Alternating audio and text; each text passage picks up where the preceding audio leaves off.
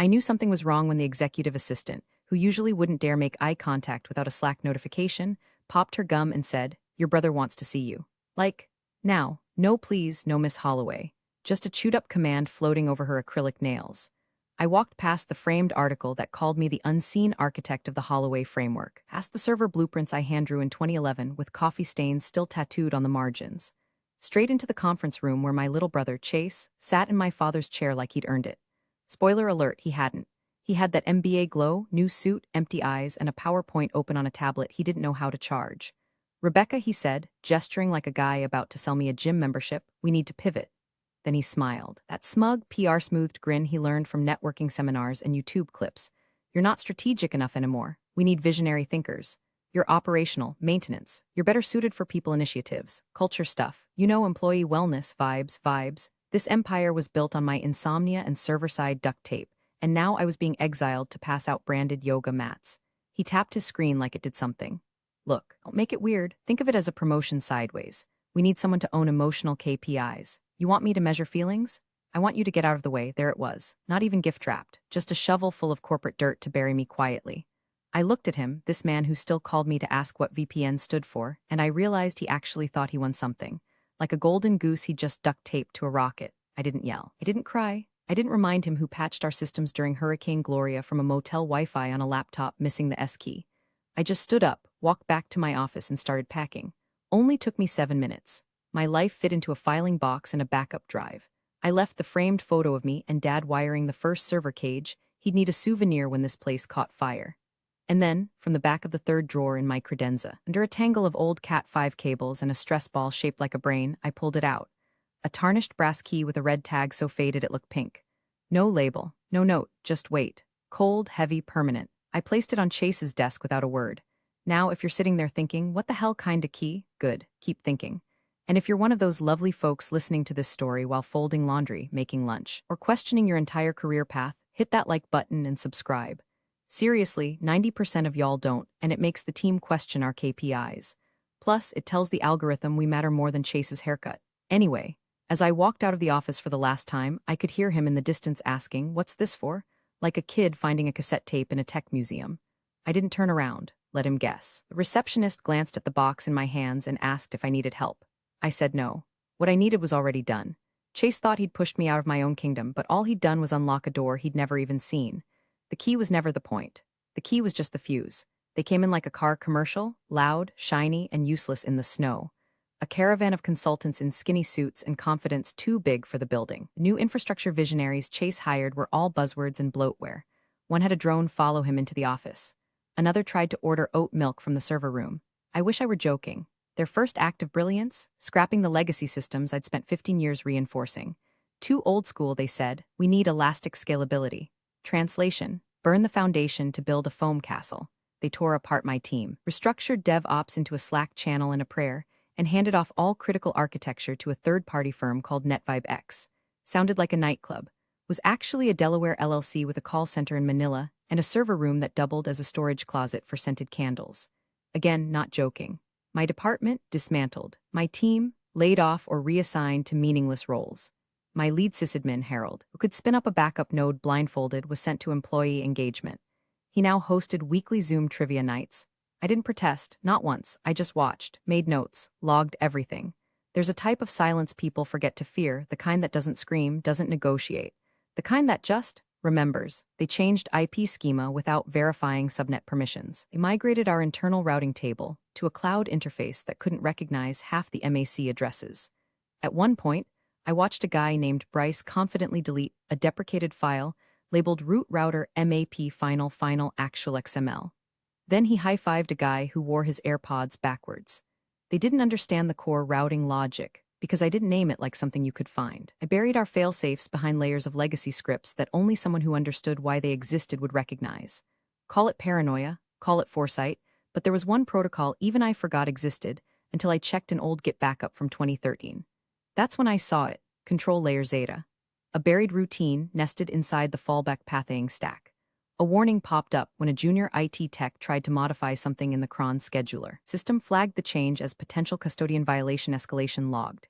He screenshotted it, sent it to the new CTO with a note that just said, "What's control layer Zeta?" The CTO replied with a thumbs up emoji, and that was that. No one traced the escalation log. No one opened the system history. No one cross-checked the file name with the physical storage manifest. I did, though. I still had admin shadow access to the backend terminal. Quiet as a ghost. I watched them trip line after line like kids running through a minefield made of spaghetti code. One afternoon, I pulled a binder from my home filing cabinet. It was labeled Licensing Agreements 2012 to 2013. Buried inside, beneath an old receipt from a vending machine in Tulsa, was the clause, Failover Reversion Rights Custodian Class I, initialed by Dad, signed by Legal. Dated March 7, 2012. Was written in legalese so dry it could crack lips. In the event of unauthorized modification to Class I infrastructure by a non-custodian actor, all system-level administrative rights shall revert to the custodian of record. That'd be me. But Chase? He never read that contract.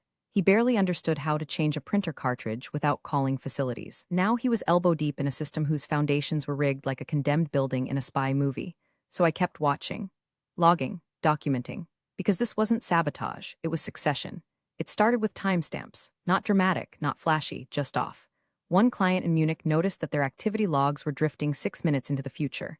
Not a big deal, unless you're running coordinated global shipping routes tied to down-to-the-minute inventory. Then Tokyo flagged a spike in failed API calls, mostly between 2:03 and 2:08 a.m. Eastern. The backend was throwing 402s and 500s like it was Mardi Gras. A UK finance client tried to sync their dashboard and got booted with an error that read, "Custodian check-in required." No one knew what that meant. The new CTO, some crypto bro with a LinkedIn full of self-congratulatory acronyms, told them it was probably a localization bug. Then he posted a motivational quote about leadership and went to a spin class. By the end of the week, clients were pissed. Not angry, concerned. That brand of calm, corporate dread that smells like a lawsuit and sounds like, "We're evaluating options." Meanwhile, I stayed quiet, silent as bad code in production. I wasn't watching everything, just the pressure points. The old load balancer I'd built back in 2014 was still wired to a heartbeat ping that triggered every 6 hours. It was failing, not crashing, just stuttering, like it was hesitating, like it remembered who it used to report to. They couldn't see it, of course. The consultants were using flashy dashboards that showed 99.99% uptime. But the truth was buried beneath 6 layers of modern abstraction. Underneath all that was a skeletal framework held together by the logic I'd written, logic that didn't like being poked without permission. Then came the call from Mistral Ventures. They were one of our crown jewel clients, a logistics conglomerate with contracts in 42 countries and the patience of a toddler on espresso. Chase took the video call standing, trying to project confidence, shirt ironed within an inch of its life, teeth whiter than his resume was honest. I watched the call replay later because I still had access to the internal meeting archive. They never disabled my clearance, too many other fires. The Mistral rep didn't yell, he didn't threaten. He just calmly said, "If your platform can't stabilize by next quarter, we'll have no choice but to explore alternative providers." Chase smiled and said, of course, we're already modernizing backend protocols and deploying agile infrastructure solutions, which meant absolutely nothing, like feeding buzzwords into a wood chipper and throwing the mulch at a boardroom. What did mean something was what came out of the security audit later that day. See, after the Mistral threat, Chase finally demanded answers from his new tech team. They spun up a full internal scan of system anomalies, and that's when it got interesting. Buried in the access logs was a pattern. A recurring credential pinging heartbeat checks, triggering test pings, and accessing subdirectories that didn't technically exist anymore. The credential ID? RML Custodian 0 when they flagged it as a potential ghost account left over from a legacy test environment. Something from the pre-consolidation era, whatever that meant to them. They scrubbed through LDAP, OAuth tables, and federated access keys, but they couldn't locate the user. Because it wasn't a user. It was a designation. RML, Rebecca Marie Holloway. I'd created that credential over a decade ago, buried under a dummy shell labeled redundant maintenance logic, tied to a physical hardware key with no digital twin. They tried to delete it. They couldn't. Chase was furious, slammed the conference table and yelled something about rogue systems and unauthorized access. Legal whispered words like audit liability. The CTO said, "It's probably nothing, we'll patch it." But the system didn't like patches. It wanted permission. Cracks were getting louder now. The empire wasn't shaking, it was remembering, and I wasn't in the building, I was in control. At exactly 9 a.m. on a Tuesday morning, right as Chase was preparing to livestream a vision alignment breakfast with some LinkedIn influencer they flew in from Scottsdale, the data center flatlined. No warning, no countdown, no thunderclap, just instant surgical silence. The Slack channels froze mid-message. Calendar invites vanished. Internal comms went dark. Client dashboards threw up error messages like a Vegas slot machine. Outbound APIs died on the vine. Our most sensitive operational environment, a labyrinth of server stacks and subnetted switches, folded in on itself like someone had pulled its soul through a straw. Chase thought it was a glitch. He turned to the nearest intern and said, "Reboot the mainframe." There was no mainframe. This wasn't 1984. The intern was crying. IT started yelling across the floor. Devs ran like bees after a kicked hive. Phones rang like an air raid siren. Someone yelled, "Why isn't the failover kicking in?" But there was no failover, not anymore. They'd stripped it out for modern efficiency. Backups were virtual, mirrored in the cloud, all tied to infrastructure logic that had just gone off-grid. The building's tension hit terminal velocity. People were pacing in circles. One guy threw up in a recycling bin. Another asked if it was ransomware. The CTO just kept refreshing a 404 screen and muttering, "That's not supposed to happen." Meanwhile, Chase finally noticed it, still sitting there, right on his desk, tarnished, mute, unblinking. The key, the same one I'd left behind 2 weeks ago, resting on the edge of his overpriced, underutilized standing desk like a cursed artifact no one had dared touch. Picked it up like it might bite him. Turned it over in his hand. No tag, no engraving, just cold brass and decades of meaning he didn't understand. "What the hell is this?" he muttered. No one could answer. So he grabbed the key, stormed down the hallway like a man who just discovered a ticking sound under his Tesla, and threw open the glass doors to legal. "Explain this," he barked, slamming the key onto the table. The oldest lawyer in the department, a man named Harris who still used a fountain pen and refused to sign anything without physically reading it, looked up from his notes. His eyes flicked to the key, then they didn't move. Seconds ticked by. He didn't speak. He didn't blink, just stared. "Harris?" Chase asked, now more confused than angry. The lawyer finally reached out, slowly, like he was touching the past. He picked up the key, turned it over, then turned pale. As in, full ghost mode. All the color gone from his face like the system had just drained him, too. "This," he said, barely above a whisper, "this is from the 2010 schematic. Rebecca built the original vault with this key. It was the override for the first server cage. Back when the architecture was still physical hybrid, before virtualization."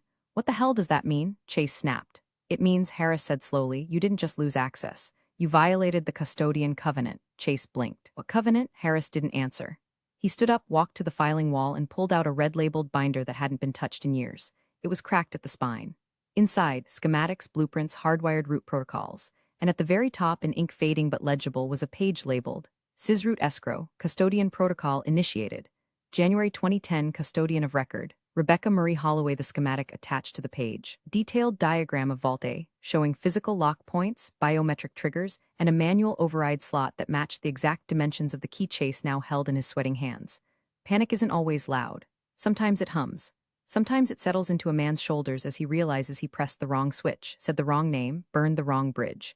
Chase's mouth opened, then closed. His bravado dissolved like sugar in gasoline. He didn't know it yet. The company hadn't just gone offline. It had come home. The emergency board meeting was called within the hour. No coffee, no catered pastries, no pre-meeting small talk about traffic or pillates, or whatever coastal nonsense the consultants usually chirped about. Just grim faces, furrowed brows, and the low static of dread vibrating through every corner of that glass coffin they called the conference suite. Chase sat at the head of the table like a dethroned prom king still wearing the crown. His shirt was rumpled, his tie crooked. The key sat in front of him, untouched, as if proximity alone might detonate something. The CTO flanked him, sweaty and silent, tapping through dead dashboards on his tablet like they'd start working out of fear.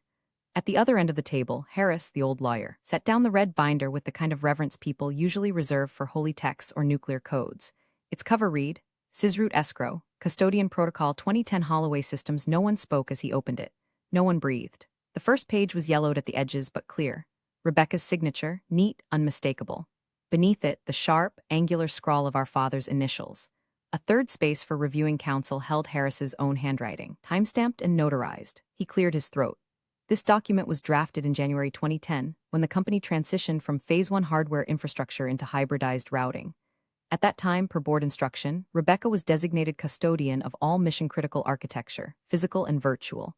"What does that mean?" Chase snapped, voice cracking around the edges. In actual English. "It means," Harris replied, opening to the third tab, "that the custodian has administrative primacy in the event of unauthorized structural modification." He read aloud, slow and deliberate. Clause 7C. In the event of non-approved architectural modification to any Class I subsystem or root-level infrastructure without custodian sign-off, all controlling systems, including but not limited to routing tables, load balancers, client interfaces, and data vaults, shall revert to custodian oversight until such time that reauthorization is granted or the system is legally required under amended terms. Dead silence. Somewhere outside, an air vent groaned. So she booby-trapped it, one of the board members finally asked. No, Harris said. She protected it. Chase stood, the chair screeching behind him. Why the hell would Dad sign this? Why would anyone let her have that much control? Harris didn't answer right away. He turned the page. Behind it, a series of proprietary licensing records. Rebecca's name, listed as the sole license holder for a core module labeled CRL v.1.0 Core Routing Logic, Custodian Only. The description underneath was short but devastating. Required for all mission-critical operations. Cannot be replicated, sublicensed, or forked without custodian signature and biometric authorization. Translation: Rebecca owned the spine. She didn't just run the system. She was the system. Every flashy upgrade Chase had authorized, every rebrand, every consultant-led optimization, all of it still ran through the invisible veins of the core routing logic Rebecca had designed before his diploma ink dried. And none of them had read the clause that made her its guardian. A few more clicks and they would have triggered the cascade anyway. But Chase had fast-tracked everything, had gutted her team, had pulled out the wrong wire from the wrong port on the wrong day. And now the network was gone. The clients were leaving, and the only person who could fix it had already walked away with nothing but a key. Chase tried to play brave. Fine, so she has her name on some old files. We'll just re-engineer the system. Start fresh. Harris just shook his head slowly. You can't. She also holds the licensing rights for the compression engine we use to optimize throughput on client deliverables. It's patented under her LLC. You touch it without her, you're open to a 7-figure IP violation. That's assuming she doesn't sell it to Apex Dine first. I hear they've been courting her. That last line landed like a pipe bomb. Chase sat down again, but this time slower. He didn't speak. No one did. Because now they all understood. This wasn't just a system failure. This was a reckoning, not loud, not violent, just written down, signed, sealed, and filed. Paper over power, authority through architecture. And the worst part, he handed it to her, with both hands. The air in the boardroom shifted the second the door opened. Not dramatically, no gust of wind, no echoing heels on tile, but subtly, like the room remembered it used to belong to someone else. People stopped pretending to check their phones. Laptops froze mid-click. The CTO flinched so hard he nearly knocked over his energy drink. And there I was. No dramatic entrance, no flanked lawyers. Just me in the same gray blazer I'd worn when I mapped the first server room, holding one thing, a manila folder with no logo, no label, no bravado. Just quiet, weighted intent. I didn't look at Chase. He was already staring, jaw set, eyes wild around the edges like he hadn't slept in 2 days. I imagine he expected me to come in swinging. But rage is loud. And I didn't come to make noise, I came to end it.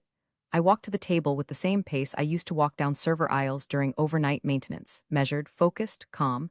Not a single person greeted me. Not even Harris, though I saw him straighten his tie like a soldier seeing an old commander return. I placed the manila folder directly in front of the chairman, not Chase. The chairman was a man named Lowell. Always had a poker face that could survive a fire. But when he saw the words offer terms typed in all caps, size 12 courier, he looked up at me like he suddenly understood what century it was again. Thank you for joining us, he said, voice neutral. I nodded, of course. Chase finally found his voice. You didn't return my calls. No, I said, I didn't. You're seriously going to pull this stunt in front of the board? It's not a stunt, I replied, still not looking at him. It's contract enforcement. He scoffed, leaned back, arms crossed like a teenager grounded for crashing the family car. This is personal. No, I said again calmly. That's what you still don't understand. It's not personal. That's why it's working.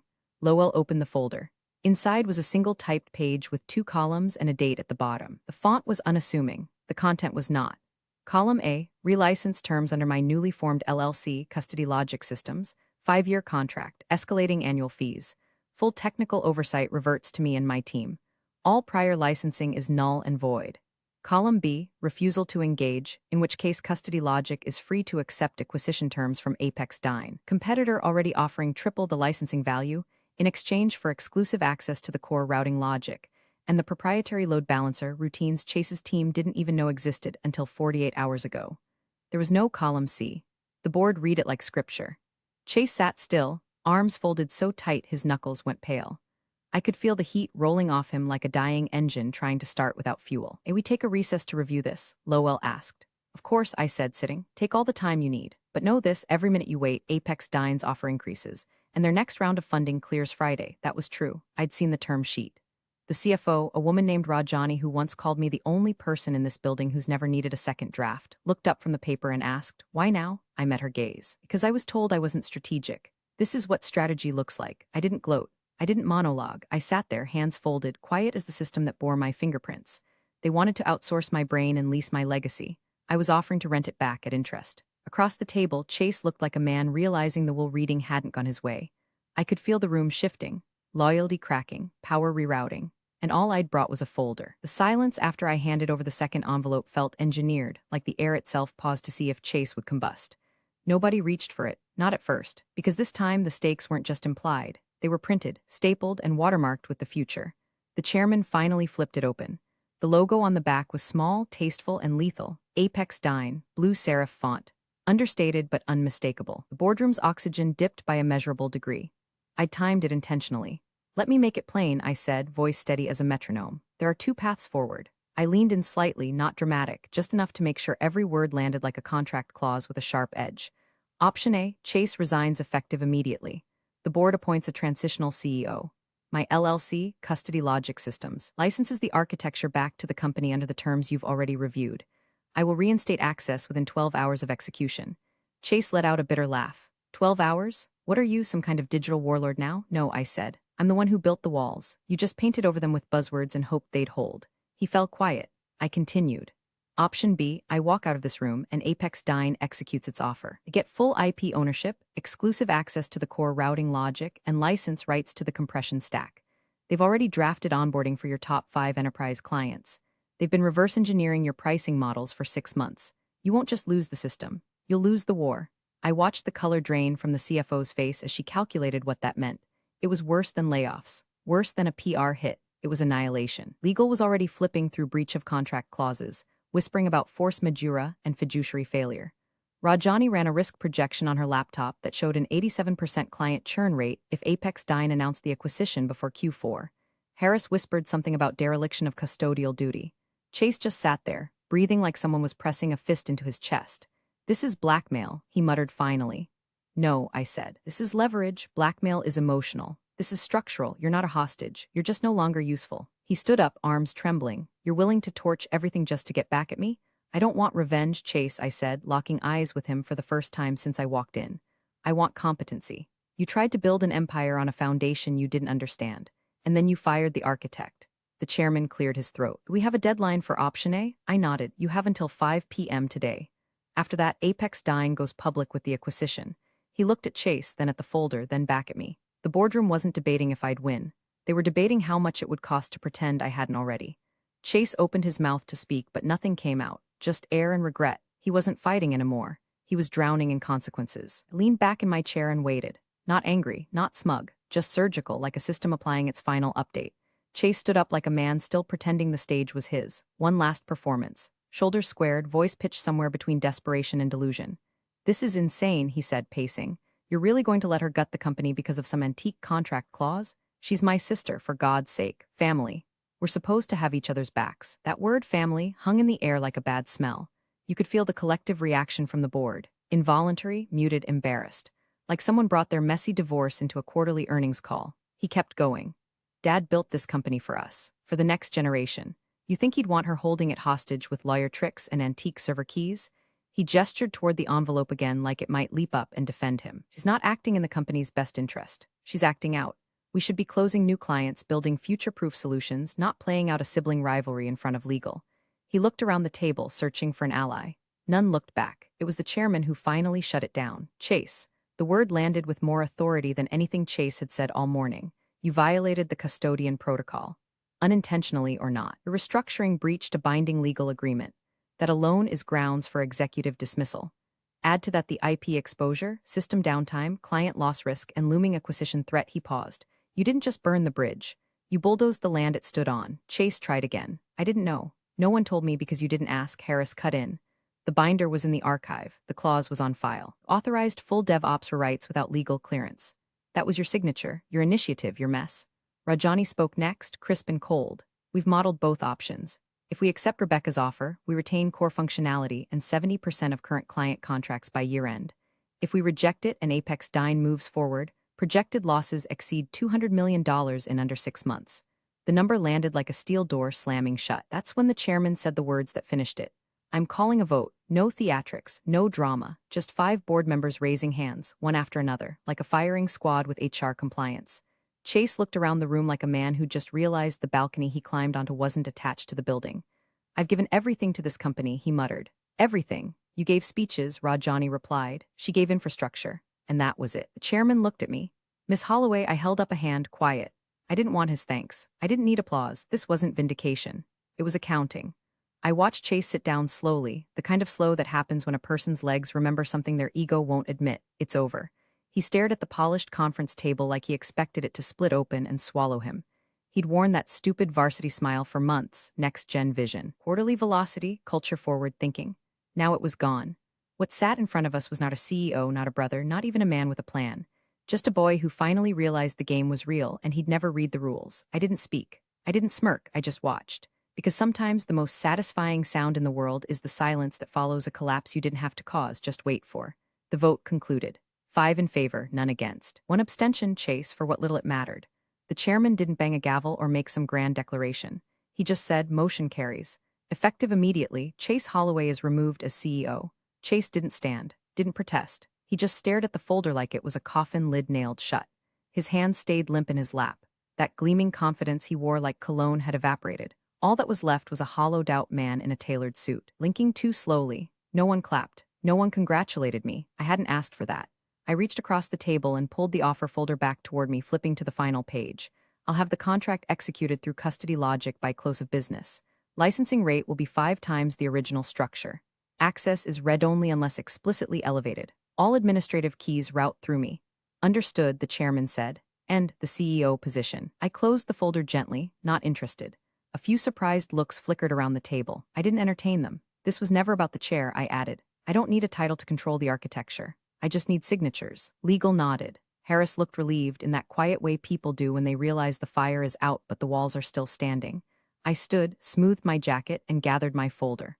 Across the table, Chase was still seated. Eyes locked on me like he might speak, but no words came. He looked unhooked, like a man who finally noticed gravity.